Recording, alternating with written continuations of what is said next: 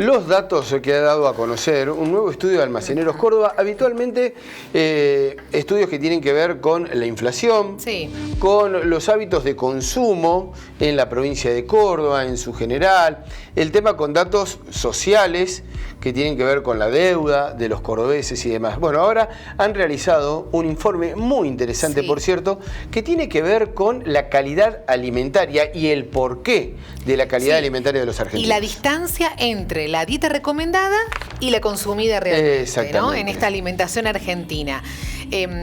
Y los resultados son muy tristes. Recordemos que se hizo a lo largo del país. A lo largo del país se basaron en 3.750 encuestas a hogares de las 23 provincias más la Ciudad Autónoma de Buenos Aires. No está acotado solamente a la provincia de Córdoba, sino que lo han hecho es total. A nivel nacional.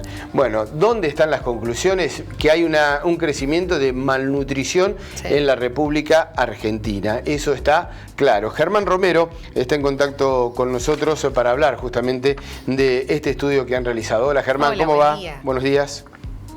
Muy buenos días, un gusto saludarlo a ustedes, a todo el equipo y a las y los televidentes. Bueno, antes que nada, felicitaciones, digamos, el informe es muy completo, muy revelador con respecto a la alimentación que estamos teniendo los argentinos. Hay un crecimiento de malnutrición. Ahora el por qué, dónde están los efectos, el cambio de hábitos, que tiene que ver y está muy relacionado con lo económico, Germán.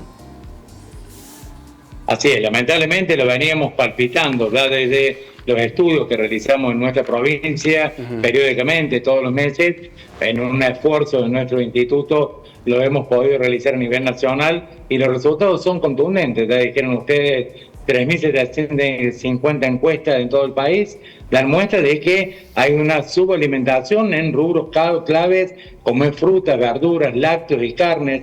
Hay una gran cantidad de consumo de lo que son hidratos de carbono. En el rubro harinas y legumbres vamos a encontrar que hay una sobredemanda. Claro. Puntualmente cuando nos vamos a rubro por rubro nos encontramos con que en el rubro carne hay un 58% menos del pescado, de la cantidad de pescado recomendado. Y allí en pescado sí me permito hacer una aclaración que también tiene que ver algo cultural. Argentina, a pesar de ser un país agrícola, nunca fue un gran consumidor de pescado, pero se entiende que hoy la mayor parte de consumo en este rubro es el pollo y sus subproductos. Hablo de esto porque el 50%, digamos, casi está concentrado en el consumo de pollo, pero es pollo fresco más alitas con carcasas, lo que tiene que ver con menudencia de pollo, eso es lo que más se consume y por supuesto que vemos una caída franca respecto a lo recomendado de lo que es carne vacuna,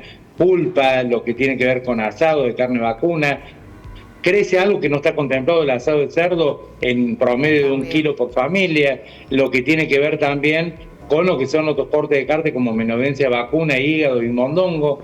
Eso es en el rubro, pero ya sí, pues, poniéndonos en lo que son los rubros donde hay crecimiento, justamente harinas y legumbres, donde justamente la legumbre solamente hay un 1%.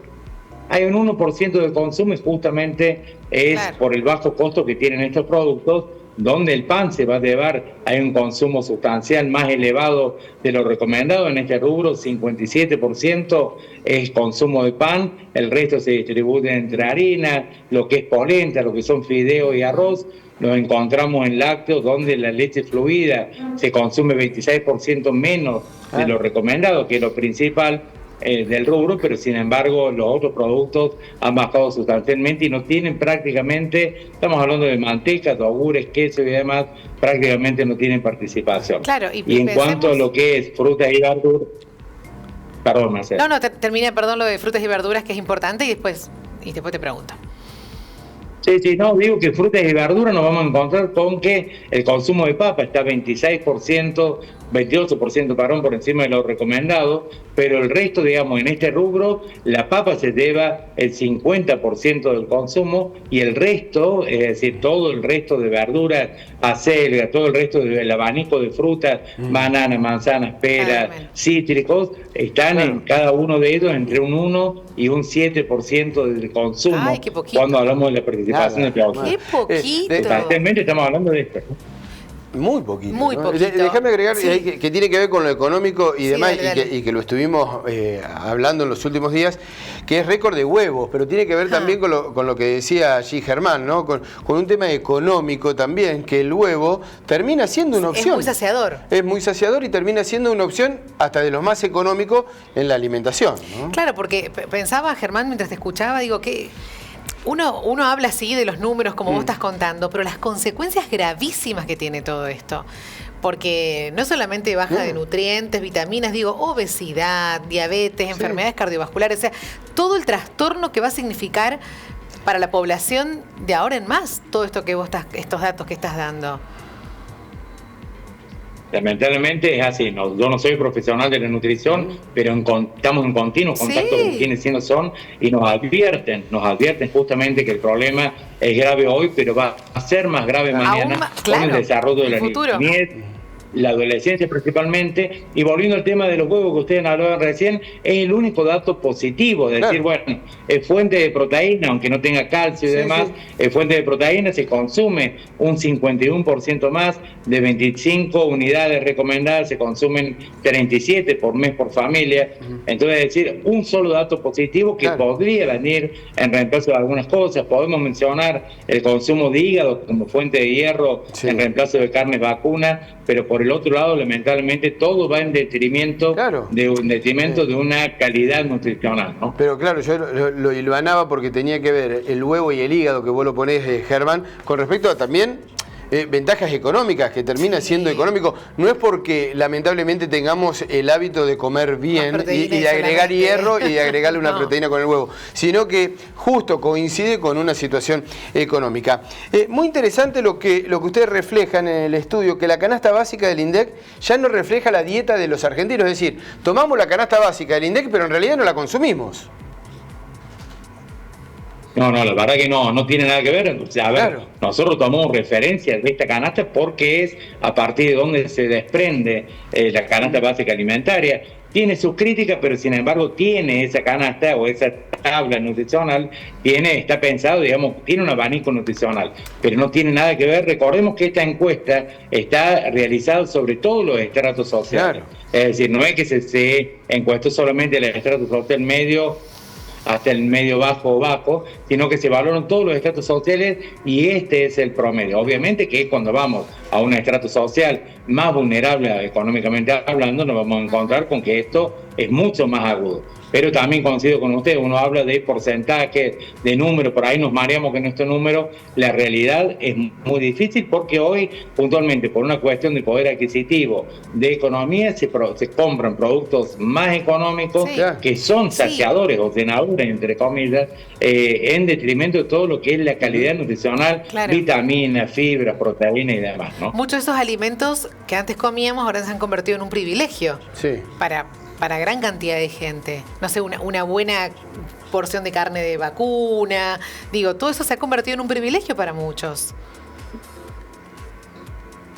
La verdad que sí, no debiera ser en este país productor de alimentos a nivel internacional un privilegio la comida, pero ciertamente, como ustedes lo referenciaban, la carne vacuna se convirtió ciertamente en un lujo para un montón de familias. Muchos otros productos, a ver, inclusive acá en este trabajo, porque no está en la tabla nutricional, pero tampoco fuimos a los productos que son prácticamente exclusivos de un estrato social alto, porque tienen muy poca participación. La realidad es esta: los argentinos comemos mal, los argentinos buscamos productos de bajo costo y de bajo nivel nutricional, como son los hidratos de carbono, pan, mucha cantidad de aceite. Se incorpora también en el rubro para cocinar la grasa de pella, es decir, no puede aportar ningún nutriente esa grasa, pero digamos, se buscan alternativas. El aceite de girasol fue reemplazado y superado en gran cantidad por el aceite mezcla, la papa, el pan, las harinas, la polenta, los fideos, el arroz, son los que hoy mayormente se consumen.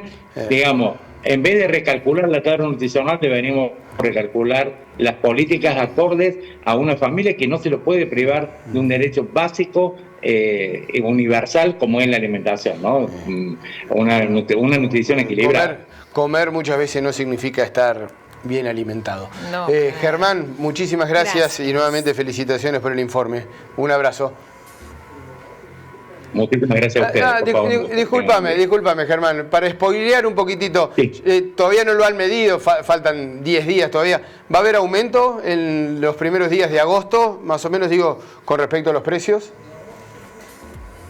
Seguramente la inflación, digamos, empezando por la canasta alimentaria, ya hubo subas que se trasladó parte, no todo, lo que fue la movida del dólar, pero sin embargo, digo, sin lugar a dudas, la inflación del mes de agosto va a superar el 2%, vamos a volver a perforar ese piso hacia arriba del 2%, estaremos hablando de un 2,3, 2,5% aproximadamente, son las primeras estimaciones. Todo un dato. Gracias, Germán. Gracias. Ahora sí, hasta luego. A ustedes, por favor.